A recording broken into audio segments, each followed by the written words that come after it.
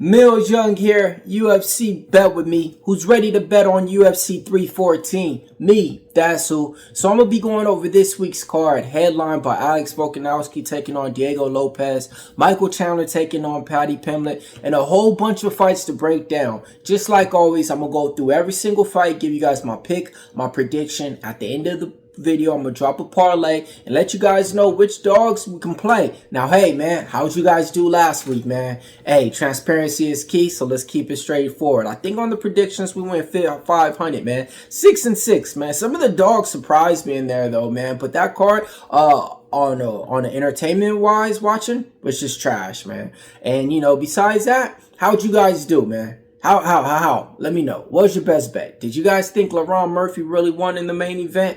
I did. Did you guys think like there was any other dogs on there that we should have been, you know, putting our money on? Odie Osborne, he definitely did surprise in that spot, you know.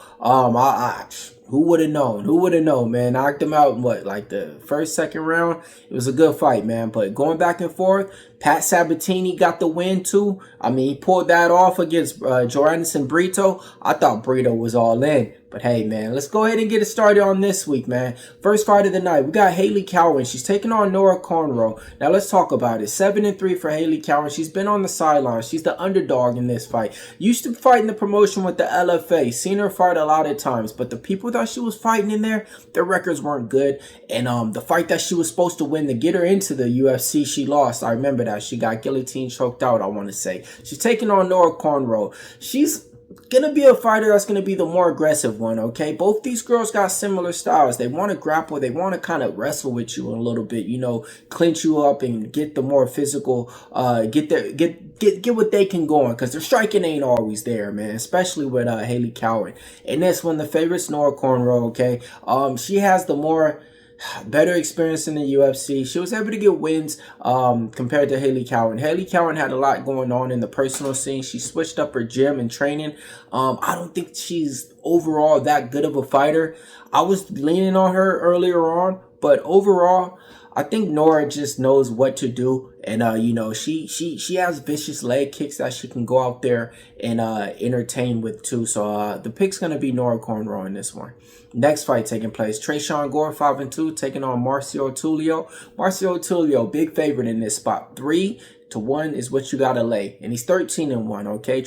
Gore is coming off a win in this last spot out. We had him in there. Straight money spot, premium play, got us paid. In this one, though, I like Tulio, man. He's an explosive fighter. He was able to win inside the distance in his UFC debut. You know, he wasn't able to get the first win on the Dana White Contender Series. I do recall that. But besides that, he got his call. He got his second chance in the Dana White Contender Series. And he delivered on it, man. And in the UFC so far, he delivered on it again. In here, I do think he's going to be able to get the job done. When it comes down to it, his fight resume is extensive compared to Gore, man. It's only things that you can learn with 7 fights like Gore compared to Marcelo Tulio, who has about 14 fights, double the amount. I think Marcelo Tulio wins in this one, man. Next fight taking place.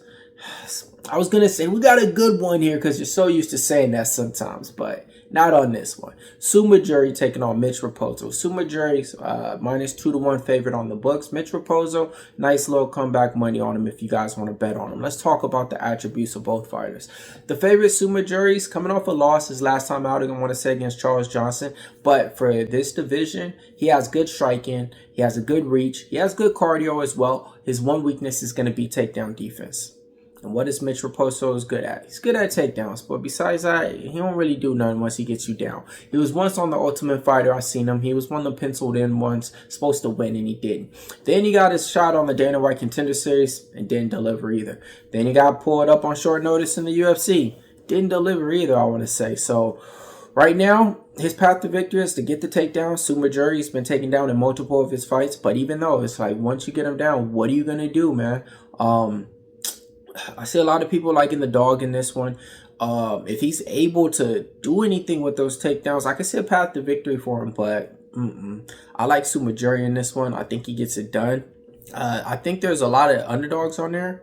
This might be one that you could flip a quarter on, you know. But I like some other underdogs on this card, man. All right, let's talk about it. Oleksiejczuk taking on Dumas. Shout out to Dumas, man. One of the fighters that I interview a lot over here on the channel. Well, you know, over here at MMA Locker Room. So when it comes down to this fight prediction, and be honest, I'm not going to give you anything on it, okay? Because this is one of the guys that, you know, cover and everything like that. So I'm going to skip this fight, okay? Yeah, man, Dumas is looking like the underdog in this one. All right. Next fight taking place, we got Darren Elkins, okay? Big underdog in this one. He's taking on Julian Erosa. Julian Erosa is -3-1 on the books. All right, let's talk about it. The path to victory for Julian Erosa, who knows, man? Because Darren Elkins, he just carries damage, and it's hard to finish him and put him out. But to me, I think he can maybe get him by a sub. I get it. Darren Elkins has good sub defense. I don't think there's been too many people in the UFC that subbed him. But I just think that long range of Juicy J, you know, sneaking up on Darren Elkins later on might just be able to take his back and get the sub. But besides that, Darren Elkins, man, his path to victory is to get the wrestling and get him down to the ground and win by ground and pound. I would say he can extend this past 1.5 rounds. That's one way I would be playing this bet. But me betting on a favorite like Julian Erosa, I can as a favorite spot. He's usually a good underdog that shows up, and you're fighting a good underdog in Darren Elkins. I was back and forth, man, just because I didn't like that price tag on Julian Erosa, but it is coming down. And I do see a path to victory for Juicy J. Both of them got the same amount of losses, though. 11 losses and pretty much the same wins, 30-29. This line is way off. So this is not one that I could tell you guys to go parlay and just feel good about. Sometimes when you guys see a big favorite and a big line, you think, okay, I just need these two fighters, and, you know, you can make money that way. The same one that I'm telling you guys to go to the window with the favorite in here. And I'm still a little bit torn on it, you know.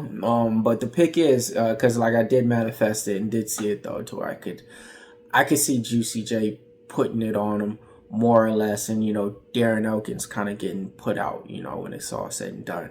But next one, man, we got some big lines on here. Chase Hooper is the biggest favorite on the card. He's -900. He's taking on Jim Miller. Let's talk about the fight experience first before we do anything. We'll talk about Jim Miller, 38 fights and 18 losses. Chase Hooper has 15 fights, 3 losses, and 1 draw. Man, Jim Miller got more losses than this guy got fights in his whole career, right? But he's the big underdog, man. We all know what Jim Miller brings to the game. And Chase Hooper right now in this division, he added something to the element that we all was waiting to see. And that's power and strength. We all know he's an explosive grappler that goes out there and fishes for the submission.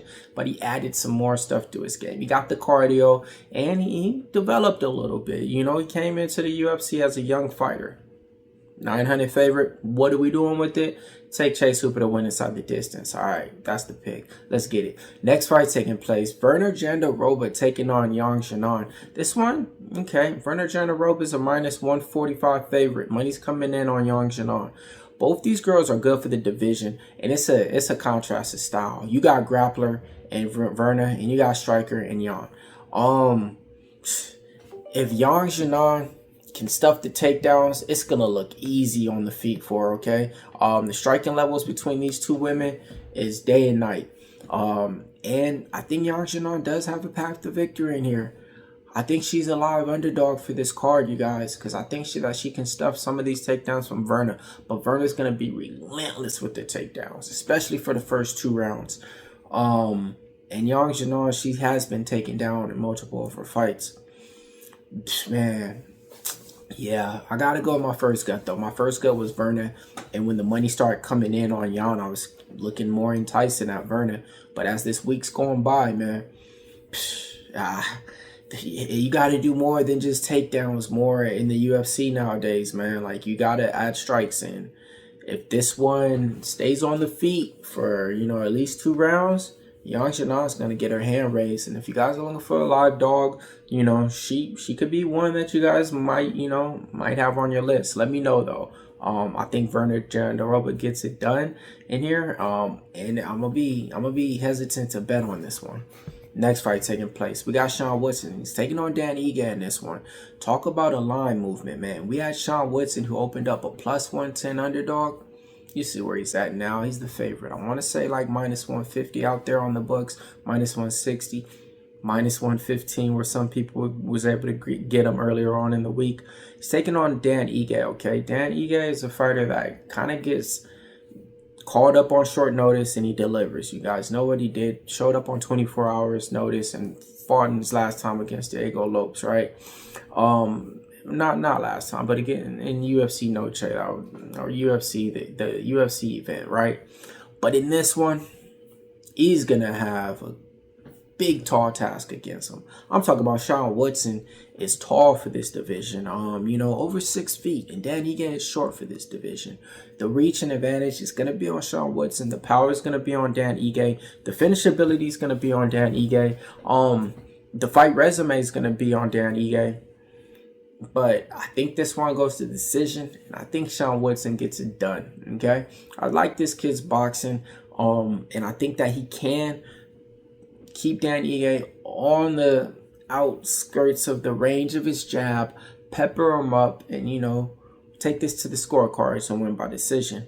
But the way that the money's coming in now, man, usually though that when the dog becomes the favorite, they usually been winning at a good rate for the UFC in the last year or two. So, you know, that has been a trend that I've been following, and it's been coming through at a good rate. All right, next fight on the card, Nikita Krylov taking on Dominic Reyes, man. First fight on the main card, and I was going back and forth on. No, I wasn't. I was on Krylov, right? Then I started thinking, and stuff started coming in my head, and I was like, this is the same Dominic Reyes that I seen fight, you know, in LFA before he got to the UFC. And I thought that he was going to be the one to challenge Jon Jones for the belt, and he did, and he almost won. Took a couple of losses, man. Now he's the underdog in this one. Nikita Krylov, I want to say, is like a minus 180 on the books. And he's on a 2-year layoff, okay? And you don't know what he's been doing that 2 years. But before that 2 years, he was on a tear. He was winning. He was getting his hand raised. In this spot, man, I've been going... Now, I'm on Dominic Reyes, man. I get it. Dominic Reyes, you know... hasn't been the most durable fighter as of late sometimes, but you can't always hold that against a guy.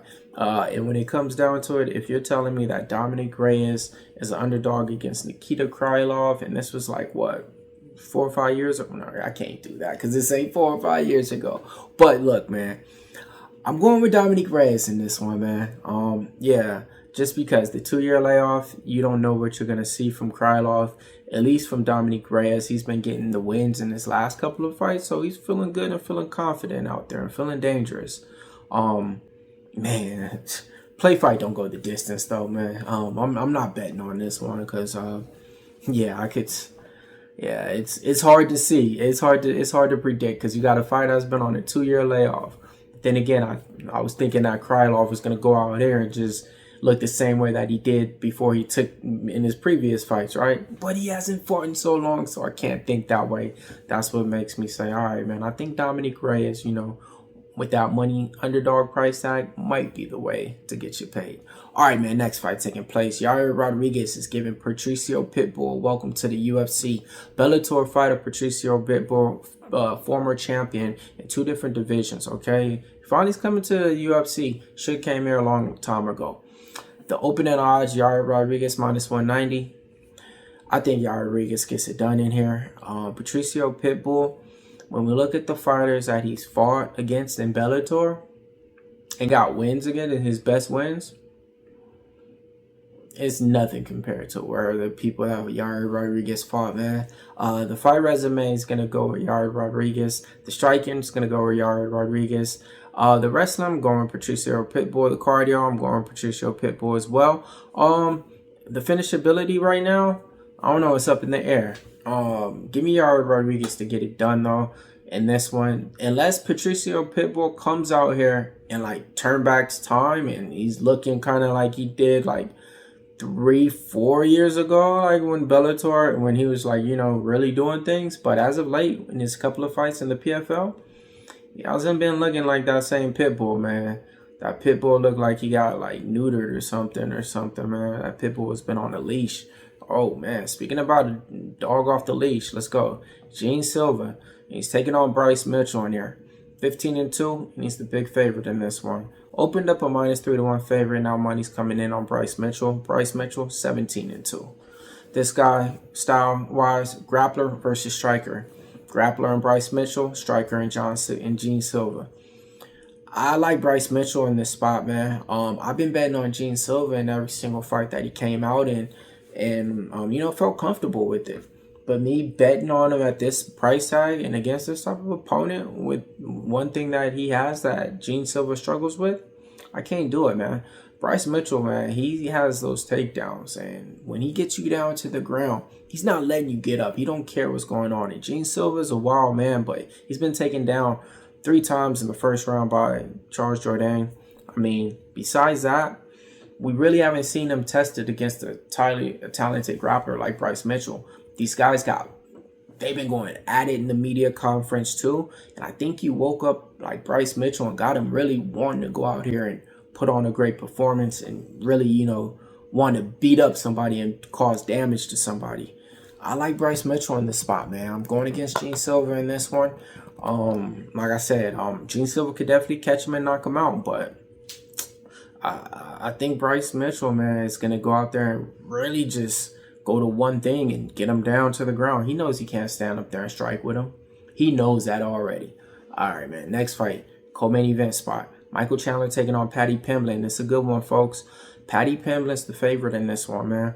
I know a lot about these fighters because I knew about them before they came to the UFC. I follow Paddy Pimblett in the Cage Warriors promotion. I follow Michael Chandler in Bellator for years. Big fan of Paddy Pimblett because I like just the way that he carries himself as a fighter. As a fighter, he's not a great fighter or anything, but his jiu-jitsu is good and his submission skills is good. His striking is not. It's always been like that. I just like his, you know, his character and stuff and his personality and what he stands for.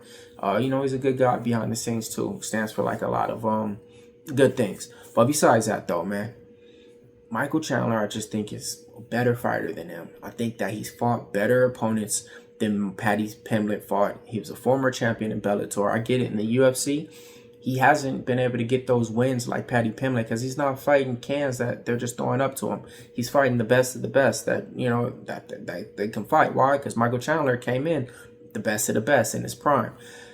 At Paddy Pimblett's best, I don't think he'll never achieve what Michael Chandler has been. I think Paddy Pimblett will maybe, you know, crack in the top 5 or something like that. Fight for a belt off of his popularity maybe one time, depending on what happens or something. But I don't think that... All right. I like Paddy Pimblett, made a lot of money with him. I like Michael Chandler in this spot. I can't believe he's an underdog in this one, man. 5-round fight. Give me the dog, Michael Chandler, in this one, man. Main event time, Alexander Volkanovski taking on Diego Lopes for the belt. 5-round fight, okay? Why? Because Elkins said, I don't want it. I'm done with it. Moved up the division. Now, Alexander Volkanovski, man, let's talk about it. His last couple of fights hasn't been going this way, right? Because he's fighting people like Ilya and Islam Makhachev. And he's been getting finished in them. Diego Lopes is a guy that got this vicious uppercut. And I haven't seen too many people throw this uppercut in the UFC. Diego Lopes is the underdog. Been going back and forth on this fight. So this is either how I see it going. Diego Lopes is going to catch him with that uppercut or catch him and put him out. Or after round 2, round 3, Volk is just going to turn it up and Diego Lopes ain't going to have no value for him. And that's when Volkanovski will get the job done and win in round like 4 or 5. You know, and get the finish, I want to say. Back and forth fight. It's a 50-50 fight. It's really whoever you guys like in this one. Let me know exactly who you like in this main event. Y'all going with Volk or y'all going with the newcomer Diego Lopes? Man, I'm going with Diego Lopes, man. I'm going with my first gut. My first gut was Diego Lopes. And then I started looking at stuff and I was like, nah, man, Volk is the side. Because, you know, Diego Lopes doesn't have too much of, you know, more striking past the 3rd round. And, you know, he hasn't been in 5-round fights. He doesn't have cardio. That's right. He doesn't. But he does have one thing, and that's that finish ability, man. And it seems like he's marking people right there with it, man. But like I said, it's a 50-50 fight, man. It could go either way. Let me know who you guys like in the main event, the co-main event, and everything else for it. All right, man. If you guys want our premium picks, hit us up at Pick Dawgz, man. That's where you can see exactly where we're betting up. We got the best packages for you guys, the best handicappers on the world. Now, let's give you a parlay to get you paid. All right, man. All right, give me Tulio. And then I'm going to go with, give me Tulio and Yair Rodriguez, okay? Yeah, nice little two-leg parlay to get you paid, okay? Give me Yair Rodriguez and Marcelo Tulio. All right, MMA Locker Room here, part of Pick Dawgz. If you can't roll with the Pick Dawgz, stay on the porch. UFC bet with me. See you guys next week.